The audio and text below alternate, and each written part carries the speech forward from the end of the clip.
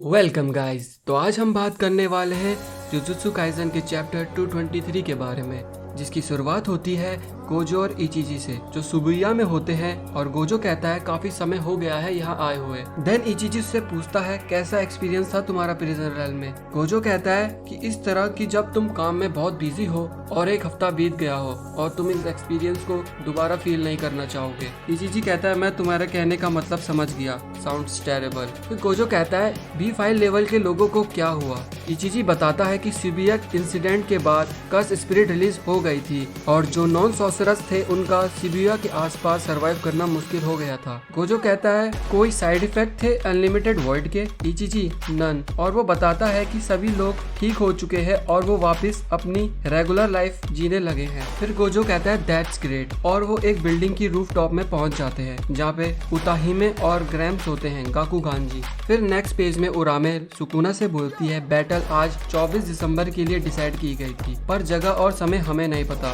Sukuna कहता है उसकी कोई जरूरत नहीं है, मुझे पहले से ही पता है, स्पीक ऑफ द डेविल। फिर फ्लैशबैक चलता है जिसमें गाकुगानजी गोजो को बताता है कि उसने ही प्रिंसिपल यागा को मारा है। गोजो कहता है अच्छा आई सी। फिर ग्रैम्स बोलता है तुम मुझे कर्ज नहीं करोगे। वो कहता है कोई खास वजह नहीं, पर मैं ये समझ गया हूँ कि तुम बस एक आदमी हो जो बस ऑर्डर फॉलो कर रहा है, इसलिए मैं तुम पे थोड़ा विश्वास कर सकता हूँ। और वैसे भी तुमको हायर अप्स ने ऑर्डर दिया था प्रिंसिपल को मारने के लिए, क्योंकि मैं सील हो गया था, इसलिए मैं किसी पे भी उंगली उठाने के मूड पे नहीं हूँ। क्या प्रिंसिपल ने कुछ लास्ट वर्ड्स बोले थे, जैसे कि पांडा के बारे में? ग्रैम्स बोलता है उसने बोला कि कर्स कॉप कोई रैंडम म्यूटेशन नहीं है और इस प्रोसेस को रेप्लिकेट करने के लिए एक तरीका है। तभी गोजो हंसता है और बोलता है तो ओल्ड डॉग को नई ट्रिक सिखा सकते हैं। फिर गाकुगानजी पूछता है तुम्हारा क्या मतलब है? फिर गोजो बोलता है वैसे तुम्हें ये बात किसी को नहीं बताई है ना, और पांडा के सीक्रेट को स्पेशल ग्रेड की इंफॉर्मेशन के रैंक में रखा जाएगा। अगर तुम पहले जैसे होते तो अभी तक तुम ये बात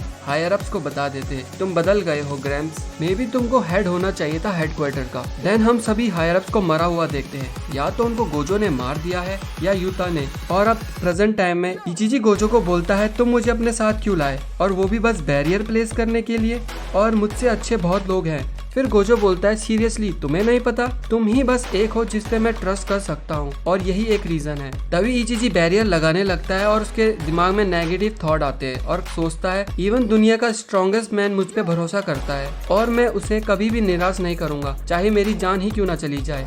तभी हमें उताहिमे दिखाई देती है जो एक रिचुअल परफॉर्म कर रही होती है ताकि वो अपनी curse technique solo prohibition zone activate कर सके, जिससे कि वो किसी भी सॉर्सरर और अपनी कर्स एनर्जी को टेम्परली बढ़ा सकती है जब तक वो उसकी रेंज में होंगे। वैसे तो सॉर्सरर्स को उनकी स्किल के बेस पे जज कर सकते हैं और उनकी काबिलियत देख सकते हैं, जैसे कि हैंड साइंस, इनकेंटेशंस, इनसे वो अपनी टेक्निक को फुली एक्टिवेट कर सकते हैं। जबकि उताहिमे ने अपनी टेक्निक एक्टिवेट करने के लिए इनकेंटेशन, हैंड साइन, डांस सब कर दिया और ग्रैम्स एक इंस्ट्रूमेंट बजा रहा होता है ताकि उताहिमे की टेक्निक की एफिशिएंसी 120% तक बढ़ जाए। फिर गोजो भी अपनी कर्स टेक्निक को रिलीज करने के लिए इनकेंटेशन, हैंड साइन यूज करता है और उसने एक चीज भी नहीं छोड़ी ताकि वो अपनी 200 पावर के साथ होलो पर्पल टेक्निक को यूज कर सके। और उसकी टेक्निक होलो पर्पल से वो अटैक करता है सुकुना पे, जिससे आसपास की बिल्डिंगें तहस नहस हो जाती है। इचिजी के बैरियर से सुकुना गोजो का मूव प्रिडिक्ट नहीं कर पाता, तब तक उसका अटैक उसके सामने तक पहुंच जाता है और सुकुना एंड मोमेंट में उसको रोकने की कोशिश करता है, पर वो जिस बिल्डिंग में होता है उसके साथ वो उड़ जाता है। फिर गोजो और सुकुना आमने सामने होते हैं और गोजो के अटैक से सुकुना का राइट हैंड पूरी तरह से तबाह हो जाता है। फिर गोजो बोलता है मुझे लगता है तुम्हें गलत लग रहा है, मैं तुमको करेक्ट कर देता हूँ, यहाँ पर चैलेंजर तुम हो, मैं नहीं। फिर सुकुना गुस्सा में बोलता है यू डैम ब्रेड। तो आज के लिए इतना ही, मिलते हैं अगले चैप्टर में, तब तक के लिए पीस आउट।